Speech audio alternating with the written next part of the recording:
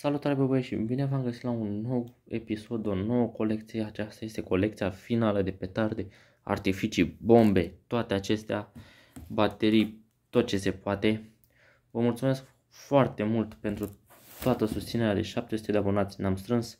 Suntem o familie unită, fără voi nu reușeam să ajungem să avem aceste bombe. Datorită că mi-ați dat un like, mi-ați dat un subscribe, m-ați făcut să iau ba un screen, ba un shell și uitați, așa am ajuns să avem mai colecția finală de petarde și artificii pe sezonul 2024-2025. Vă mulțumesc foarte mult, mâine este ziua cea mare, ziua Revelionului, anul nou. Vă rog foarte mult să aveți grijă mare mâine, tot ce ține, baterii, petarde, aveți grijă. Uitați, eu în această cutie, de exemplu, o să prezentăm imediat acestea. Sunt de anul trecut, petarde care nu au bubuit. De exemplu, acest bass bomb l-am lăsat așa, i-am pus eu fitil. Anul ăsta, vedem dacă vrea să bubuie, dacă nu, la revedere. Avem foarte multe petarde care aici au fost eșuate, le-am făcut noi ceva ori dacă nu le-am aruncat. Astea sunt de la show-ul trecut.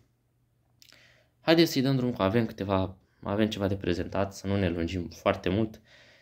Haideți să-i dăm drum. Începem așa cu mitralieră.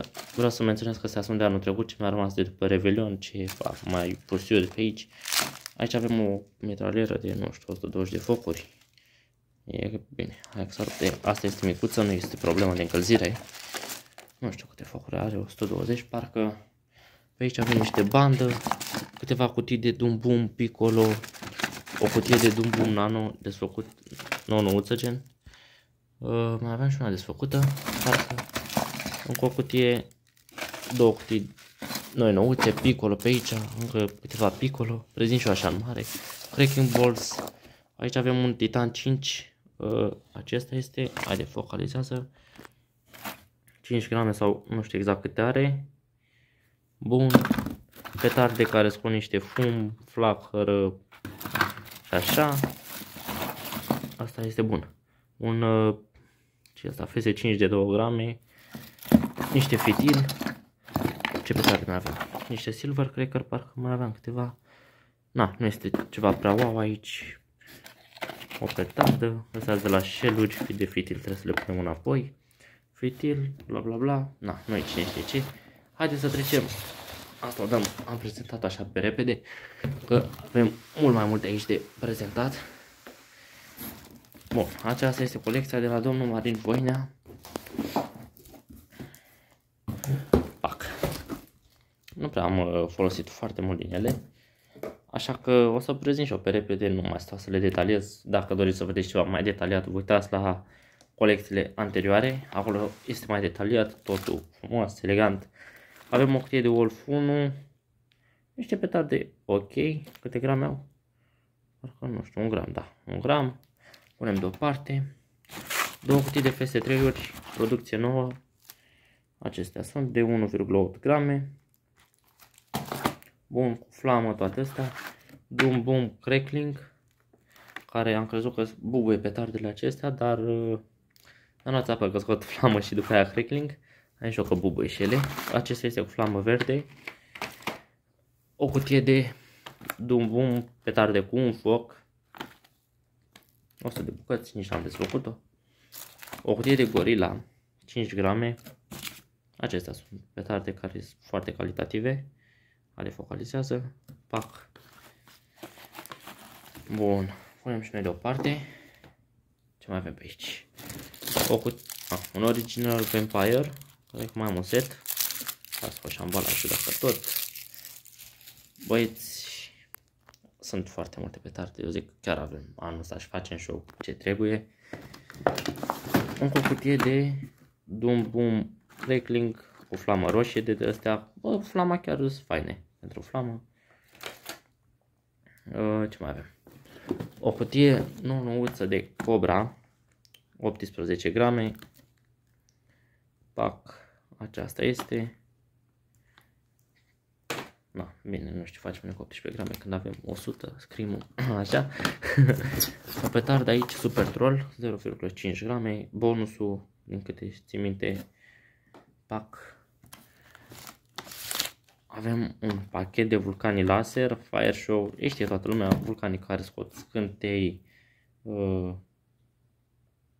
Da, și toate astea. Bun.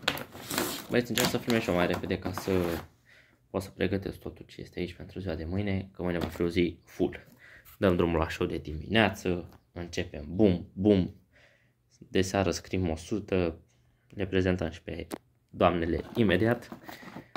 Aici avem o cutie de la Fire Show cu scrim Lotus, moriști din acestea, am văzut și o cășuieră și ele, dar doar se învârt, ați văzut și voi show de Crăciun. Bun. După, Magic Whip, pe efect de crackling, limbi de broască, cum îi se mai spun, acestea lungi, dați așa să vă arăt una, le știe toată lumea, presupun. Încă o petardă Super Troll, o petardă e bună dacă mă întrebați pe mine, haide mă, care bă, chiar ok pentru gramajul lor. Un box, o cutiuță din acesta de Original Vampire, care sunt 6. Îmi place că au flash-ul acesta și bubuie și destul de ok. O petardă Fire Show sau cum se numea asta, The Cool One. Aceasta este petarda 0,98 de grame, parcă avea, ia să vedem. Da, 0,98, focalizează-mă. Pac. Trecem și la baterii aici, începem și cu cele mici. Două baterii de 7 focuri plus Vulcan. Vulcan plus 7 lovituri, 20 de mm, lampa lui Aladdin, Fire Show. Avem două bucăți aici. Două baterii Big Bang 16 focuri Cas Jopeja de la Fire Show, efectele acolo, 20 de mm calibru, o baterie destul de mare de fapt, laser, parcă, stați așa să o întoarcem, fac imediat,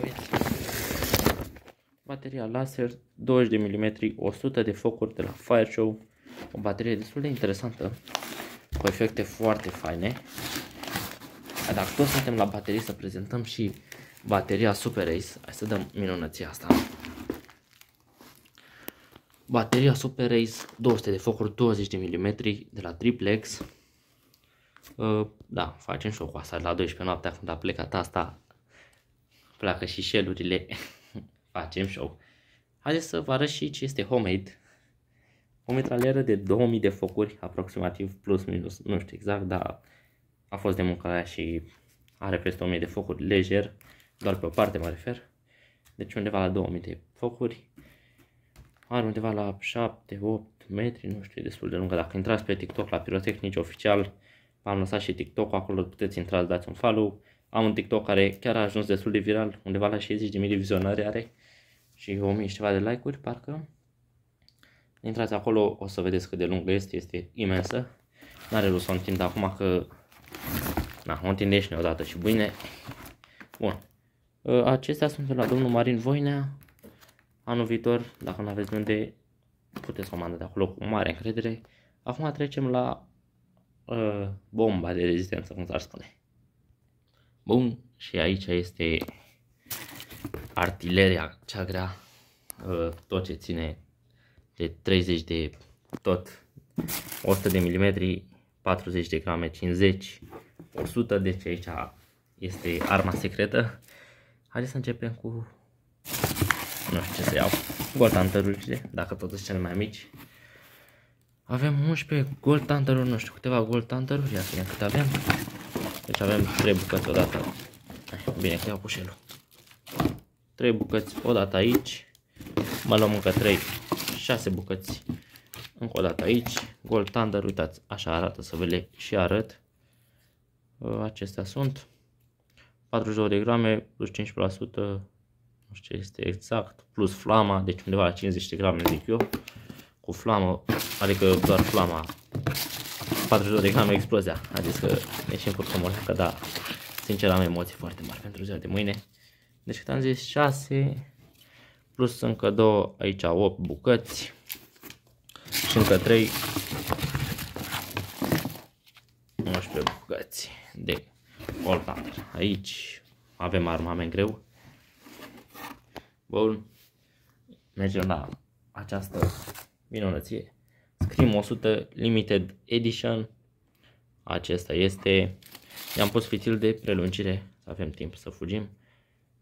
Dacă aveți bombe mari, 100 de grame, 200 sau mult mai mari, vă recomand să puneți fitil de prelungire. În caz de să aveți timp să fugiți, dacă nu bubuie și nu o să fie ok. Puneți, frate, puțin de fitil și asta este. Scriem 100 de grame, bomba cea mai frumoasă, vreți să vă mint. Bun. Aici avem două shell-uri de 4 inch, 100 de milimetri și pe acestea, din nou, repet. Și voi repeta că dacă tot avem acest canal, trebuie să avem și grijă de noi și de pirotehnice. Fitil de prelungire și la shell-uri, când le dați, aveți grijă în ce le dați. Poate nu toată lumea are țeavă de shell-uri, că nici eu nu am, dar am improvizat și dacă faceți o improvizație, faceți-o ca la carte, adică să fie mult mai sigură decât o țeavă, că dacă nu este, sunt bombe care. Acestea sunt bombe și dacă nu, este destul de grav dacă bubuie jos sau din țeava aia să bubuie țeava și să vă arunce pietricele sau plastic. Astea două bucăți cu efecte pe aici, nu știu exact ce efecte au, uitați, așa arată efectul acesta, 4 inch. Și cam asta este, le aranjăm acum pe toate aici și revenim. Bun băieți, haideți că le-am aranjat aici, foarte frumos, elegant, cât de cât, de că sunt foarte multe. Cam acestea sunt toate produsele, în mare parte, eu sper și tot ce este să îmi iasă un show frumos, să fie cât de cât ok, fără incidente. Și referitor la incidente, fraților de fapt și fete și băieți, nu știu cine se uită, toată lumea, aveți grijă. Asta vreau să vă rog foarte mult. Am văzut pe TikTok o grămadă de porcării cu petarde care sunt băgate sub boală, date bubuite, știți voi, ați văzut 100% cazurile, nu vreau să spun ca să facem vreo promovare.